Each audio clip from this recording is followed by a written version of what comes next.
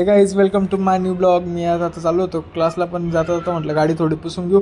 गाडी पुसता पुसता दुर्वा म्हणली की चल म्हणे माझ्यासोबत शॉपमध्ये. तर ठीक आहे म्हटलं, दुर्वासोबत शॉपमध्ये गेलो. दुकानात मस्त काही घ्यायचं होतं तिला, काहीतरी नोटबुक वगैरे तिला ती घेऊन दिली.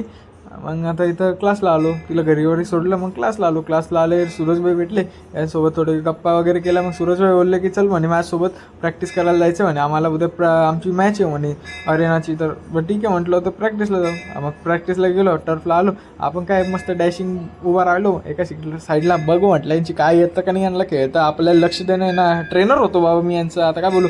आता MS धोनी घुसला माझ्या अंगात, त्यामुळे काय केली किपरिंग, थोडीफार किपरिंग केली. मग यांची सगळी हवा जिरली, ऊन होतं ना त्यामुळे जिरली. मग काय इकडे साड्यात घुसले, कोणी साड्यात घुसलं तर कोणी कुठं घुसलं काय माहिती. मग हे पाहिजे याचं ते एक नवीनच पोराला उचलून आणलं. पोरी त्याला सोडून पोराला उचलून आणलं. एखादी पोरगी असेल तर सांगा बाबा कमेंटमध्ये. आणि ह्या पाहिजे याला माकडाचा जन्म घ्यायचा होता यावर्षी, पण नाही म्हणे चुकून मी पोराच्या जन्मात आलो म्हणे, मला तयारी करणं चालू आहे म्हणे माझी आता माकडाची जन्माची, म्हणून प्रॅक्टिस करतो तुम्ही झाडं तोडून. आता काय इथं बोरं झाडूचं, बोरं उचलले.